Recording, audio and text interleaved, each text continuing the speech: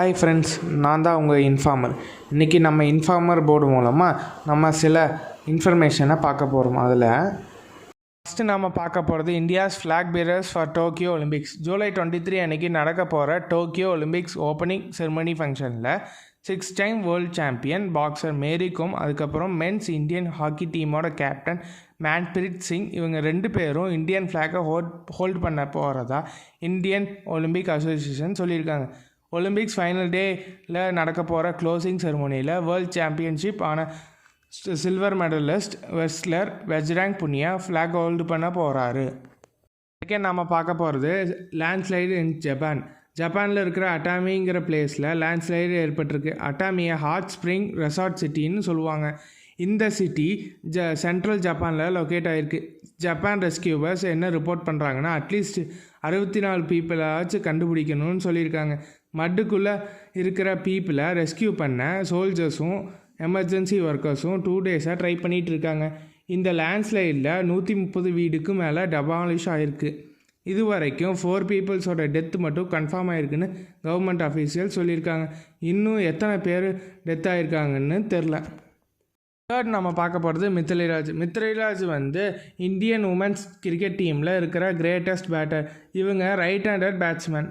அதுவும் இல்லாமல் Indian test and ODI டீமுக்கு கேப்டனாக இருக்காங்க. 7000 ரன்ஸை எடுத்து first woman cricketer and highest run scorer in women's international cricket இவங்க தான்.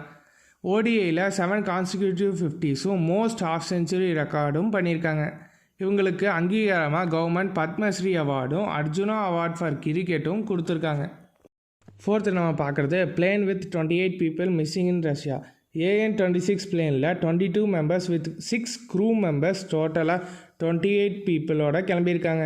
அந்த பிளேன் ரஷ்யாவில் இருக்கிற ஃபார் ஈஸ்டர்ன் பெனின்சுலா கிட்டே போகும்போது டிராஃபிக் கான்டாக்ட் லாஸ் ஆகிருக்கு. ஆனால் பலானா ஏர்போர்ட்டில் லேண்ட் ஆகிறதுக்கு 10 மினிட்ஸுக்கு முன்னாடி, அதாவது 9 கிலோமீட்டர் டிஸ்டன்ஸில் சிக்னல் கட் ஆகிருக்கு. ஃப்ளைட் கடலில் விழுந்திருக்குன்னு அன்கன்ஃபார்ம்டு ரிப்போர்ட் சொல்கிறாங்க. பட் இன்வெஸ்டிகேஷன் டீம் என்ன சொல்கிறாங்கன்னா, புவர் வெதர் கண்டிஷன்னால் சிக்னல் லாஸ்ட் ஆகிருக்குன்னு ரிப்போர்ட் பண்ணியிருக்காங்க.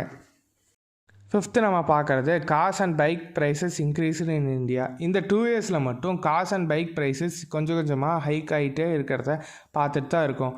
இந்த ப்ரைஸ் ஹைக்குக்கு முக்கிய காரணம் ஸ்டீல் அண்ட் டிரான்ஸ்போர்ட் காஸ்ட் அதிகமாகிருக்கு. அதனால தான் கார்ஸ் அண்ட் பைக்ஸ் ரேட் அதிகம் பண்ணியிருக்கோம்னு ஆட்டோமொபைல் மேனுஃபேக்சர்ஸ் ரிப்போர்ட் பண்ணியிருக்காங்க.